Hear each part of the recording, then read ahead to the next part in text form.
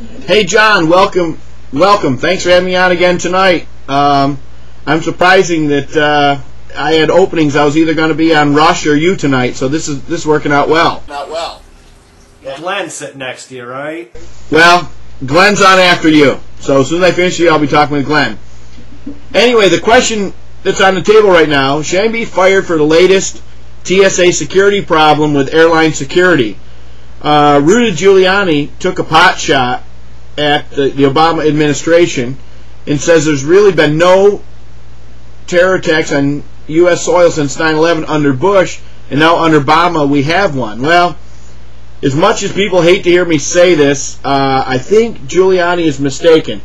There was a guy who had a bomb in his shoe under the Bush administration, and which caused a lot of people to have to walk around in bare feet at airports ever since then. Now, this latest attack is it notes the systematic problem when you depend on the wrong people for your security.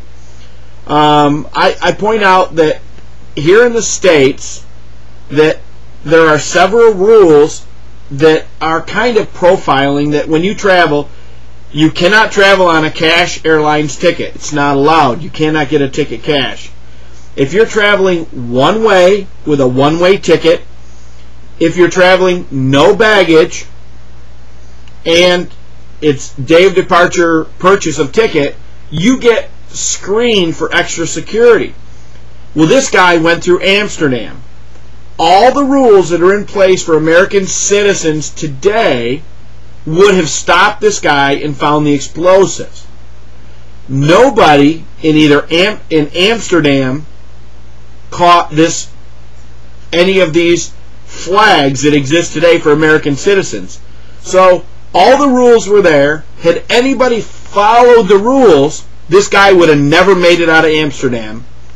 I don't know what you guys think about that, but here we are trying to put more rules in because the original rules have been in for 10 years weren't followed. I think that's crazy. Was it Amsterdam? I thought he came out of Nigeria, or was he flew through Amsterdam? He actually, John, I don't know where he originated. He got into our system, the system that the United States, where we all have a collective, it's like the, it's like the NATO countries in airline security.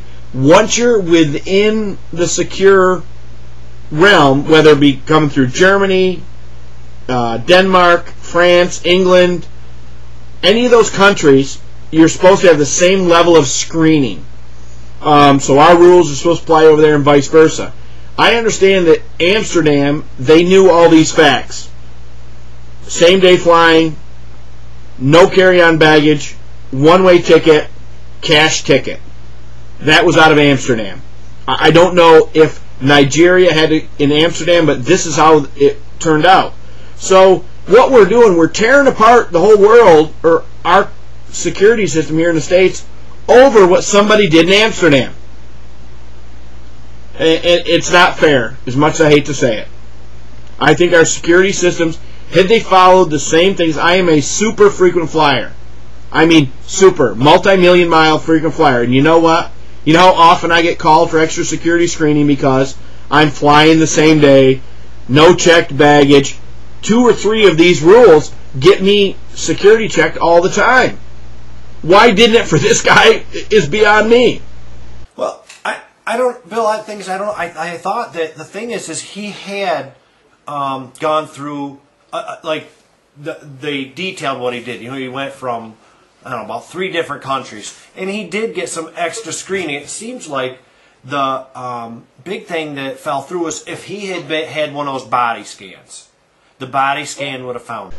John, I don't know if it's body scan or the puffer scan. Have you been through one of those puffer scan machines? I think I have once. You walk in, they close the door, and it goes, Yep. okay? That would have found everything on him. I believe everybody in the country, they ought not to have metal detectors. Throw all that stuff out the door. You put somebody through a puffer scan, they can cause little, if any, damage on an airplane. Can I ask you, Bill, why you think that we haven't put that technology in our airports? You know, it's in several airports, Kathy, and what happens is they have one of those puffer machines and 10 x-ray lines. They put one of every, say, 10 people through those puffer machines, and I think it comes down to the cost of each machine is very, very high, probably millions of dollars, and they just don't have the funding to do it. Now, you're going to get me on a sidetrack here.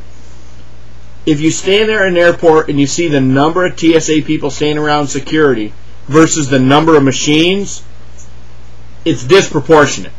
Yeah. And really, I hate to say it, the TSA is like a jobs program for the country. It does seem that way. You know? Now, I'll tell you what, I have a flight coming up. Me and my family are flying north in February. I'm paying for me, my wife, my son, and my daughter about $250 in security fees. Okay? You would think with all the airlines, everybody flying, $250 a piece for a family to go on one trip, it's about $60 a person for a round trip. Of your airline ticket, $60 is security fees. Holy guacamole. $60 times every traveler everywhere. You would think that would pay for an awful lot of technology. Yeah. Well, Bill, one of the big things that came out after this was the, like I said, it was the body scan thing. And they said had he went through the body scan over there in Holland or whatever, that it would have been found. But rarely do people go through it.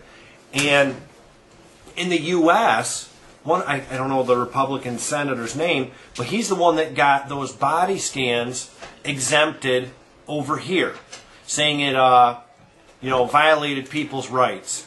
And I'm the kind that says, well, what if your daughter or son or whatever, or yourself, was on a plane with a terrorist with a bomb, and he got on because you didn't want to violate his rights because they say, oh, you could see someone naked underneath that,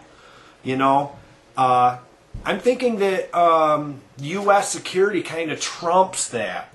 Wouldn't you say, Bill? John, one quick thing on that. You could do those air machines.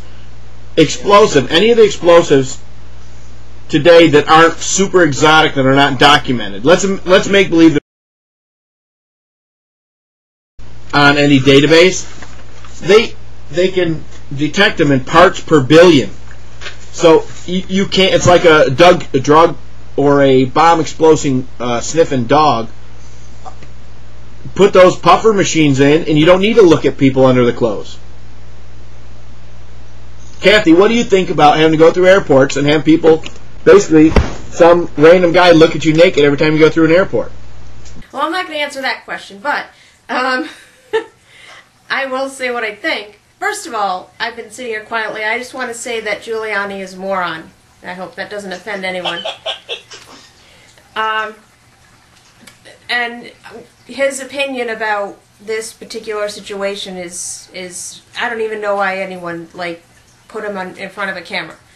But I agree with John. I don't know anything about the technology, and so whether it's a body scan or something that isn't quite so invasive,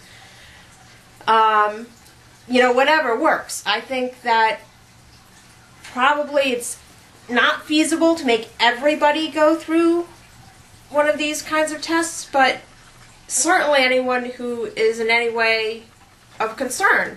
In addition to the way that this guy was traveling with no baggage and one way and cash and all of that stuff, his father went to his embassy and expressed concern about his religious views. So he was on a list of people of interest, but he wasn't on a bad enough list to be pulled aside or allowed not to fly. Well, Kathy, this comes right around to prior to 9/11, right? There was the airline school is training these people that crashed the planes at 9/11, went to the FBI and said, look, these guys they don't care about how to learn to land. Obviously, there's something not right here.